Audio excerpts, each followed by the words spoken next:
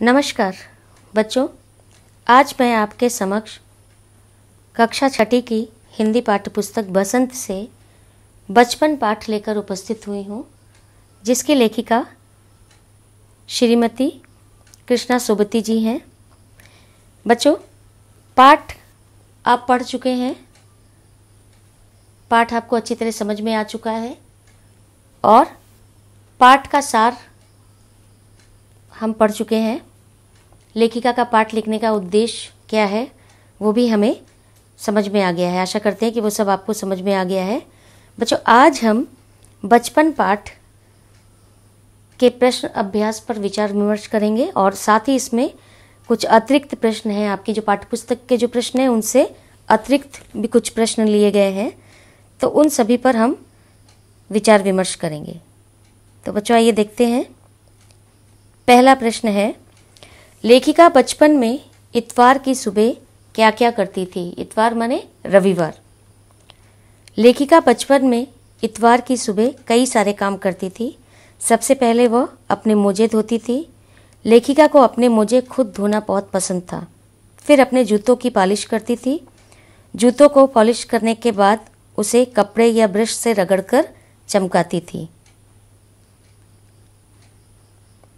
अगला प्रश्न देखते हैं। तुम्हें बताऊंगी कि हमारे समय और तुम्हारे समय में कितनी दूरी हो चुकी है। इस बात के लिए लेखिका क्या क्या उदाहरण देती है? लेखिका अपने समय से आज के समय की दूरी को बताने के लिए निम्नलिखित उदाहरण प्रस्तुत कर रही है। पहला, तब उन दिनों रेडियो और टेलीविज़न की जगह कुछ घरों में ग्रामोफोन होते थे। दूसरा, सबसे पहले कुल्फ़ी होती थी, अब आइसक्रीम हो गई। कचौड़ी समोसा अब पैटीज में बदल गया। तीसरा है, फालसे और खसखस के शरबत के स्थान पर कोक और पेप्सी जैसे शीतल पेयों ने ले लिया है। माने पहले क्या है, फालसे और खसखस के हम लोग शरबत पीते थे जो घर पे बनाए जाते थे। आजकल जो है पेप्सी और कोक ने जो है स्थान ले लिया है। उनके समय में कोक नहीं, लेमनेड और विम्टो मिलती थी। लेखिका ने अपने पाठ में बताया है कि उनके बचपन में और आज के बच्चों के बचपन में क्या अंतर है। अगला प्रश्न देखते हैं।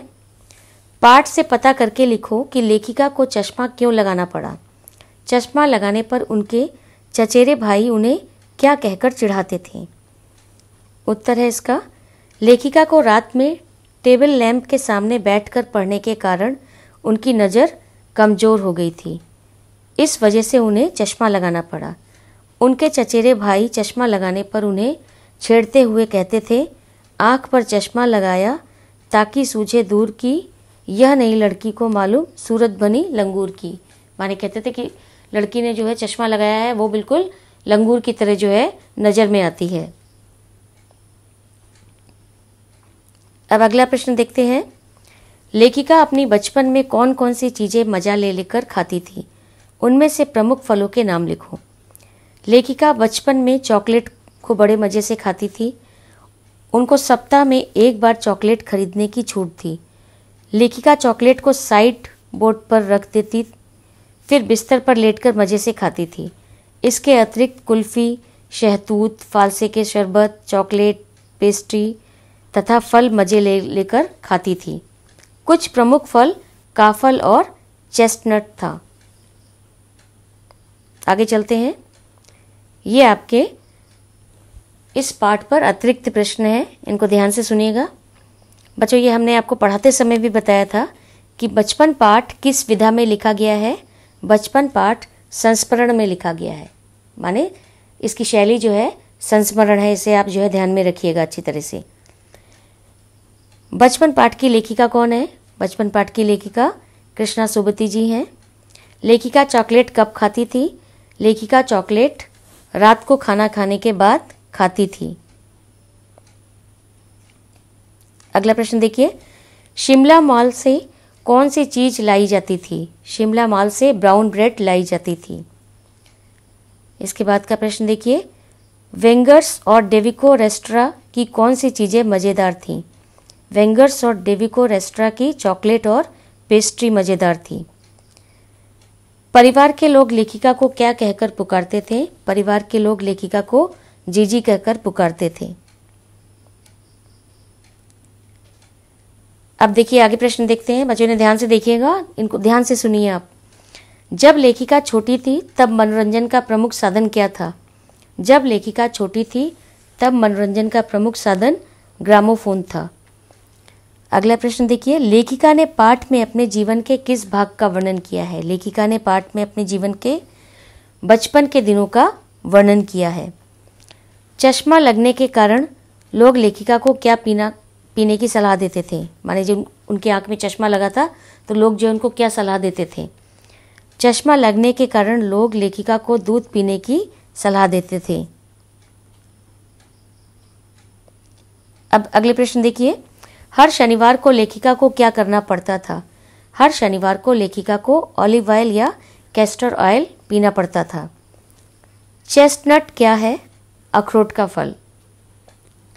अब देखिए अगला प्रश्न देखिए, लेखिका यह क्यों कहती है कि मैं तुम्हारी दादी भी हो सकती हूँ, तुम्हारी नानी भी?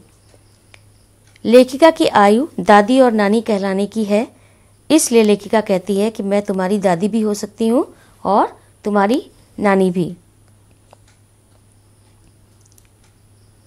बच्चों ये प्रश्न देखिए। अगला प्रश्न देखिए, जूतों के बारे में लेखिका का क्या अनुभव रहा है?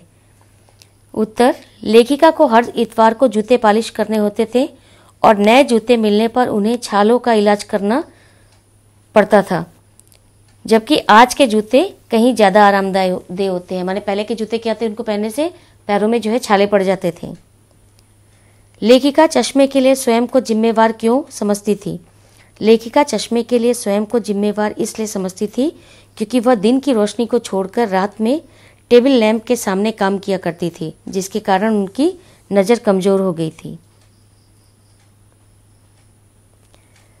अगला प्रश्न देखिए, लेखिका बचपन में किन रंगों के कपड़े पहनती थी और अब कैसे कपड़े पहनती है? लेखिका बचपन में रंग बिरंगे कपड़े पहनती थी, जैसे नीला, जामुनी, ग्रे, काला, चॉकलेटी इत्यादि, परंतु लेखिका अब गहरे नहीं बल्कि हल्के रंग जैसे सफ़ेद रंग के कपड़े पहनती है। पाठ से पता करके लिखो कि लेखिका के चश्मे लगाने पर उनके चचेरे भाई उन्हें क्यों छेड़ते थे? लेखिका के चश्मा लगाने पर उनके चचेरे भाई उन्हें इसलिए छेड़ते थे क्योंकि जब भी कोई पहली बार चश्मा लगाता है तो उससे और देखने वालों को भी अटपटा सा लगता है। और ये बच्चों, ये बाल मनोविज्ञान है कि बच्चा जो है किसी नई चीज़ को देखकर बच्चे जो है आपस में जो है चिढ़ाते हैं। अगला प्रश्न देखिए, लेखक को शिमला रिज की घटना क्यों याद आती है? बचपन में लेखिका ने शिमला रिज पर बहुत मज़े किए हैं, इसलिए इसकी याद उनके जीवन का एक महत्वपूर्ण अध्याय है। वहाँ उन्होंने घोड़ों की सवारी की है।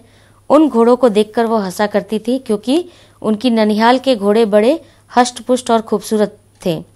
शाम को रंग बिरंगे गुब्बारे और जाखू के पहाड़ पर गूंजती चर्च की घंटियां सबको आकर्षित करती। अंधेरा होने के बाद बत्तियों की रोशनियों में रिज की रौनक देखते ही बनती थी, माने देखने में बहुत खूबसूरत लगता था। ये प्रश्न बच्चों ध्यान से देखिए आगे। नए जूते लगने का उपचार कैसे किया जाता है? नए जूते लगने का अर्थ क्या है? माने जूते पहनने पर पैरों में छाले पड़ जाना। इसका उपचार करने के लिए रुई मोजे के अंदर रख लिया करते थे। लेखिका किस दुकान को कभी नहीं भूलती? लेखिका उस दुकान को कभी नहीं भूल सकी जहां उनका पहला चश्मा बना था। लेखिका के बचपन के समय कौन सी चीज़ बाजार में कोक के स्थान पर मिलती थी? लेखिका के बचपन में लेमनेड और विम्टो बाजार में कोक के स्थान पर मिलती थी। अब चलिए आगे प्रश्न देखते हैं। टोपी के बारे में लेखिका का क्या विचार है? लेखिका इन दिनों शिमला में सिर पर टोपी लगाना पसंद करती है। उन्होंने कई रंगों की टोपियां जमा कर रख ली हैं। उनका मानना है कि दुपट्टों का ओढ़ना अलग बात है और सहज हिमाचली टोपियां पहनना अलग बात। अगला प्रश्न देखते हैं। जब लेखिका के चचेरे भाई चले गए तब लेखिका ने क्या किया?